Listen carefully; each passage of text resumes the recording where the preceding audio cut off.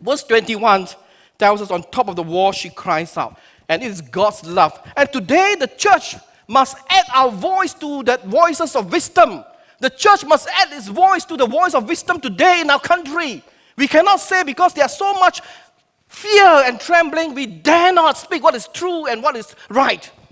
The church has a duty to add the voice of wisdom. When the pastor like me this morning standing here shouting and preaching and appealing for you to hear, it is this, that God is using my mouth to speak forth His wisdom. Heed the divine wisdom so that your life is on the right path and it can impact your family and the society. Today, many people are moving into the fast lane of life and without realizing where they are going. There is a true story that was actually shared by Charles Swindoll in his book entitled Growing Strong in the Seasons of Life. He shared about this story about this 19th century agnostic Thomas Huxley.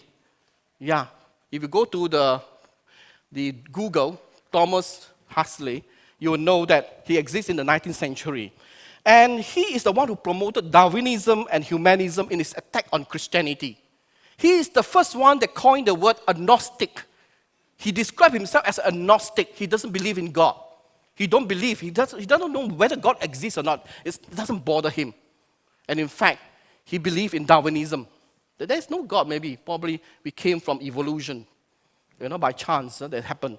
And so what happened is that he actually attacked. So one day the story goes that Huxley was in Dublin and was rushing to catch a train. And he climbed aboard one of Dublin's famous horse-drawn taxi. During the old days, they don't have this motor.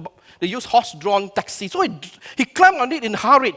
And he told the driver, hurry, I'm almost late, drive fast. And off the driver went at furious pace. And Huxley began to sit back at the seat and close his eyes to relax. And after a while, he opened his eyes and glanced out the window to notice that they were going the wrong direction. And so, realizing that he hadn't told the driver where to take him, he called out, hey, driver, do you know where we are going?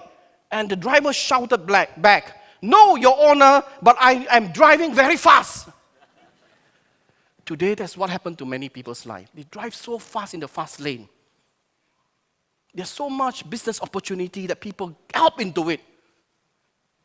There are people who take 2 or 3 jobs, trying to accumulate as much as possible, thinking there's sure security for my family if I can accumulate more enough. If I can accumulate 1 million ringgit in my bank, I'm secured. My family is secured. When they reach 1 million, they say not enough. Because nowadays, one household costs more than 1 million ringgit. So must have the 2nd million, 3rd million. And all their life, they've been trying to do that in the fast lane. And you stop them and say, where are you going? I don't know.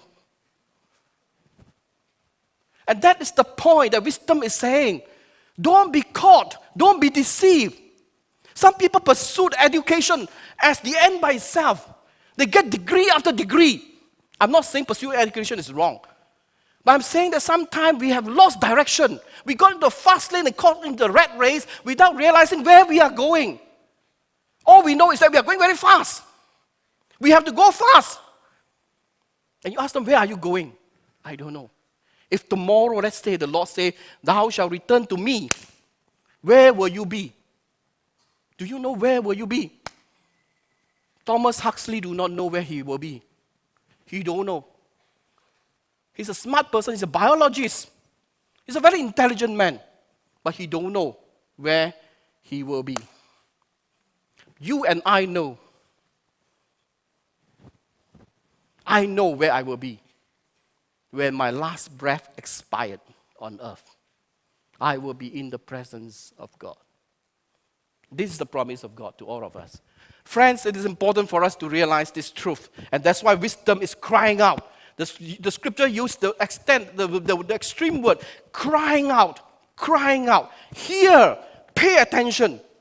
Only the fools will not know it. And so we lead to the second point, those that lack wisdom. Who are they? So in Proverbs chapter 1, verse 22, it gives a description of 3 categories of people, particularly, that wisdom addressed. First is the simple. The second is the scoffers. And the third is the fools.